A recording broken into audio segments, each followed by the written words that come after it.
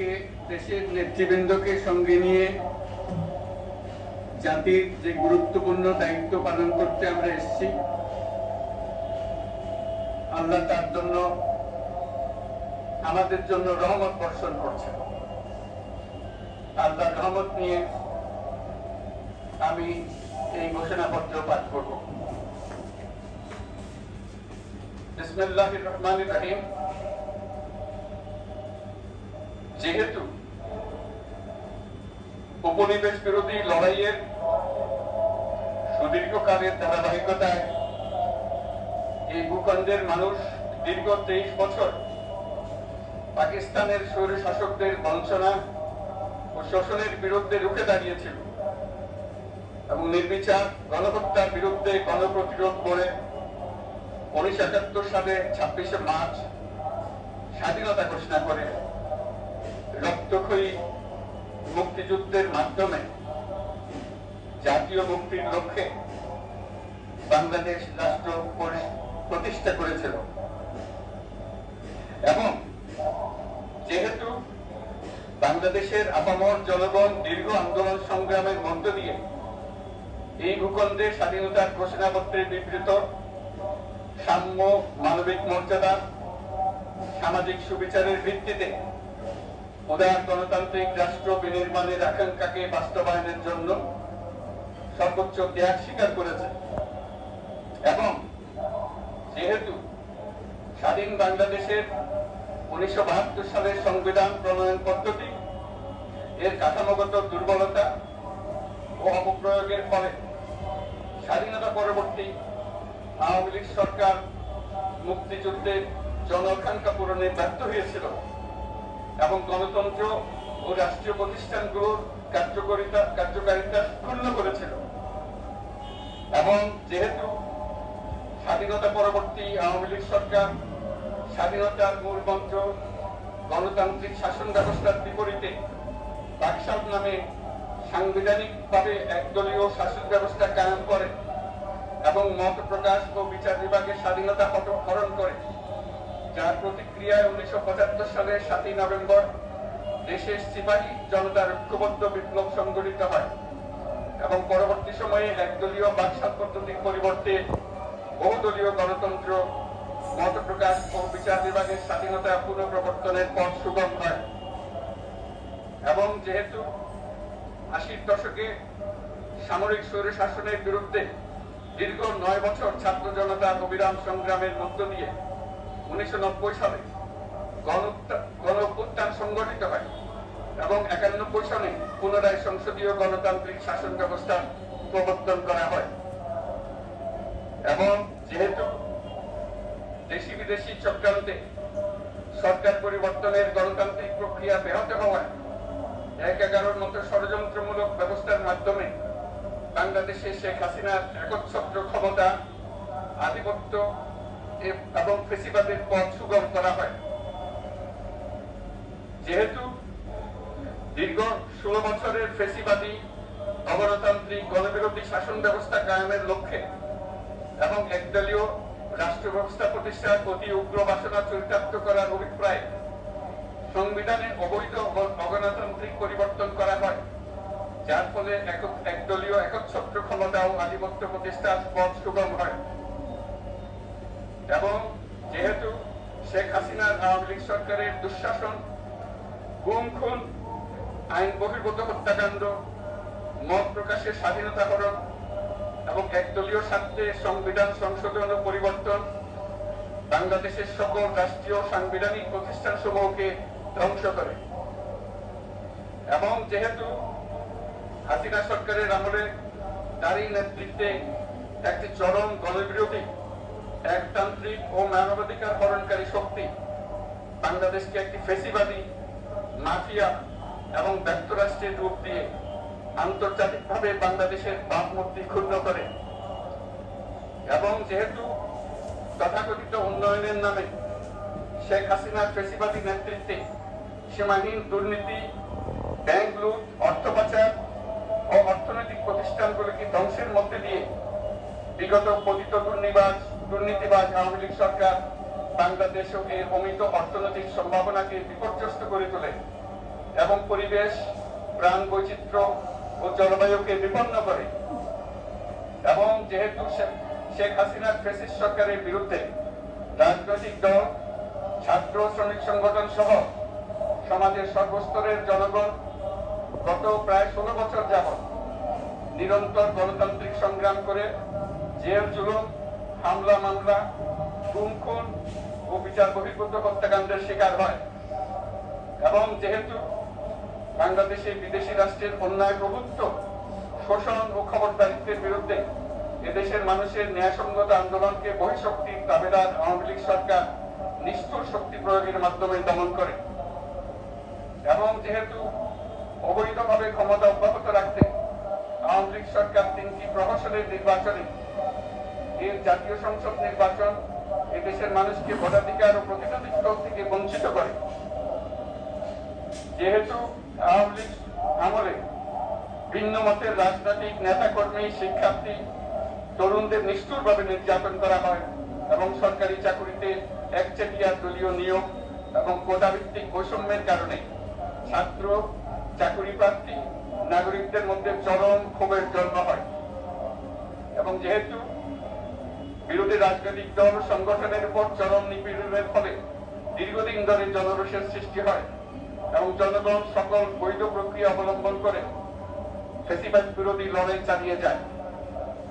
এবং যেহেতু সরকারি চাকরিতে বৈষম্যমূলক কোটা ব্যবস্থার বিলোপ ও দুর্নীতি প্রতিরোধে বৈষম্য বিরোধী ছাত্র আন্দোলন চলাকালে আওয়ামী লীগ সরকার কর্তৃক ব্যাপক দমন পীড়ন, বর্বর অত্যাচার, মানবতা বিরোধী হত্যাকাণ্ড চালানো হয়, যার ফলে সারা দেশে জনমত নির্বিশেষে ছাত্র জনতার উত্তাপ, গণবিক্ষোভ, গণ অভ্যুত্থানের রূপ নেয়। এবং যেহেতু ফ্যাসিস্ট শক্তির বিরুদ্ধে অদম্য ছাত্র জনতার অভ্যুত্থানে রাজনৈতিক দল, ধর্মীয়, সামাজিক, সাংস্কৃতিক, পেশাজীবী, নারী ও শ্রমিক সংগঠন সমূহ সমাজের সকল স্তরের মানুষ যোগদান করে এবং আওয়ামী ফ্যাসিবাদী বাহিনী রাজপথে নারী, শিশু সহ প্রায় 1000 মানুষকে নির্বিচারে হত্যা করে, অগণিত মানুষ পঙ্গুত্ব, অন্ধত্ব বরণ করে। আন্দোলনের চূড়ান্ত পর্যায়ে সামরিক বাহিনীর সদস্যগণ জনগণের গণতান্ত্রিক লড়াইকে সমর্থন প্রদান করে।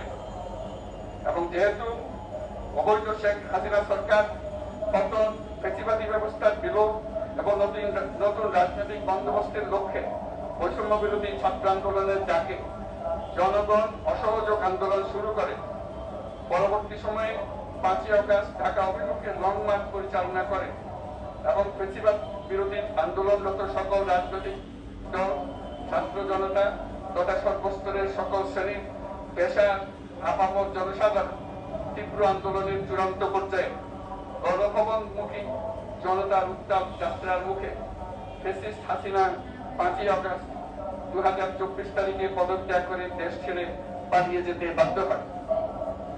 এবং যেহেতু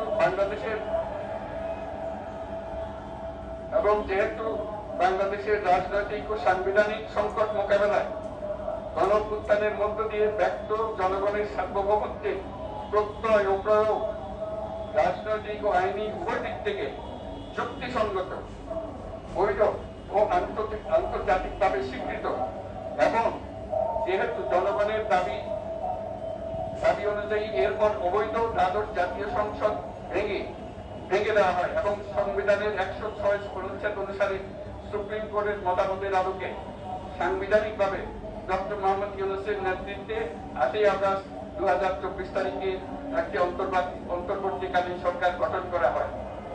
এবং যেহেতু বাংলাদেশের সর্বস্তরের জনগণের ফ্যাসিবাদ বিরোধী তীব্র আকাঙ্ক্ষা এবং ছাত্র জনতার অভ্যুত্থানের মধ্য দিয়ে ফ্যাসিবাদ, বৈষম্য, দুর্নীতিমুক্ত সমাজ ও রাষ্ট্র বিনির্মাণের অভিপ্রায় প্রকাশিত হয়,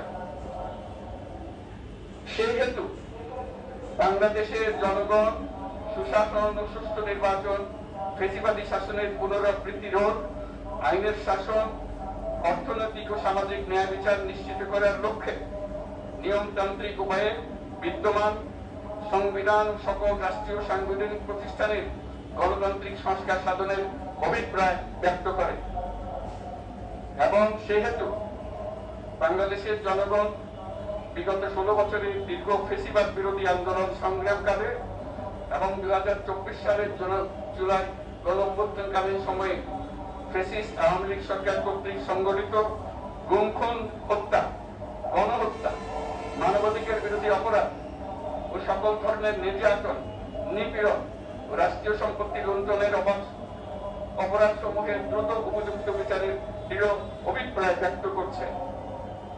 সেহেতু বাংলাদেশের জনগণ জুলাই জনগণের সকল শহীদদের জাতীয় বীর হিসেবে ঘোষণা করে শহীদদের পরিবার, আহত যোদ্ধা এবং আন্দোলনকারী ছাত্র জনতাকে প্রয়োজনীয় সকল আইনি সুরক্ষা দেওয়ার অভিপ্রায় ব্যক্ত করেছে। এবং সেহেতু বাংলাদেশের জনগণ যুক্তিসঙ্গত সময়ে আয়োজিতব্য অবাধ, সুষ্ঠু ও নিরপেক্ষ একটি নির্বাচনের মাধ্যমে গঠিত জাতীয় সংসদে প্রতিশ্রুত প্রয়োজনীয় সাংবিধানিক সংস্কারের মাধ্যমে দেশের মানুষের প্রত্যাশা, বিশেষত তরুণ প্রজন্মের আকাঙ্ক্ষা অনুযায়ী আইনের শাসন ও মানবাধিকার, দুর্নীতি, শোষণমুক্ত, বৈষম্যহীন ও মূল্যবোধ সম্পন্ন সমাজ এবং গণতান্ত্রিক রাষ্ট্র ব্যবস্থা প্রতিষ্ঠার অভিপ্রায় ব্যক্ত করেছে। এবং সেহেতু বাংলাদেশের জনগণ এই প্রত্যাশা ব্যক্ত করছে যে একটি পরিবেশ ও জলবায়ু সহিষ্ণু, অন্তর্ভুক্তিমূলক, টেকসই উন্নয়ন কৌশলের মাধ্যমে বর্তমান ও ভবিষ্যৎ প্রজন্মের অধিকার সংরক্ষিত হবে। এবং সেহেতু বাংলাদেশের জনগণ এই অভিপ্রায় ব্যক্ত করছে যে ছাত্র গণঅভ্যুত্থানের 2024-এর উপযুক্ত রাষ্ট্রীয় সাংবিধানিক স্বীকৃতি প্রদান করা হবে এবং পরবর্তী নির্বাচনে নির্বাচিত সরকারের সংস্কারকৃত সংবিধানের তফসিলে এই ঘোষণাপত্র সন্নিবেশিত করা হবে। এবং 5ই আগস্ট 2024 সালে গণঅভ্যুত্থানের বিজয়ী বাংলাদেশের জনগণের আকাঙ্ক্ষার প্রতিফলন হিসেবে এই ঘোষণা প্রণয়ন করা হলো। জাতির সার্বিক মঙ্গল কামনা করে আমি জুলাই ঘোষণাপত্র আপনাদের সবার সামনে উত্থাপন করলাম। আল্লাহ সকলের জন্য মঙ্গল দান করুন, জাতির জন্য মঙ্গল নিয়ে আসুন। সবাইকে ধন্যবাদ। আল্লাহ হাফেজ। সম্মানিত সুধীবৃন্দ, ঐতিহাসিক জুলাই ঘোষণাপত্র পাঠ শেষ হলো। রাজনৈতিক নেতৃবৃন্দ সহ উপস্থিত সকলকে আন্তরিক ধন্যবাদ। মাননীয় প্রধান উপদেষ্টা অনুষ্ঠান স্থল ত্যাগ না করা পর্যন্ত সকল সম্মানিত অতিথিকে স্ব আসনে উপবিষ্ট থাকার জন্য সবিনয় অনুরোধ জানাচ্ছি। সুধীমণ্ডলী, এবারে আমরা পুনরায় ফিরে যাচ্ছি মানিক মিয়া ভিডিওতে আজকের দিনব্যাপী সাংস্কৃতিক অনুষ্ঠানমালা ও সন্ধ্যায় আকর্ষণীয় ড্রোনের মাধ্যমে নতুন বাংলাদেশের গর্ব করা। দেশের সকল নাগরিকের সুস্বাস্থ্য কামনা করছি। সবাইকে ধন্যবাদ। অসংখ্য ধন্যবাদ জানাচ্ছি। আমরা এতক্ষণ সরাসরি যুক্ত ছিলাম, শুনেছি আপনাদের যে সেই কাঙ্ক্ষিত জুলাই সনদ আপনাদের পর্যন্ত সকল সম্মানিত অতিথিবৃন্দকে নিজ নিজ আসনে উপবিষ্ট থাকার জন্য অনেকে প্রার্থনা করেছেন। এখনো all of you are requested to kindly keep yourself in your seats until the departure of the Honorable Chief Advisor.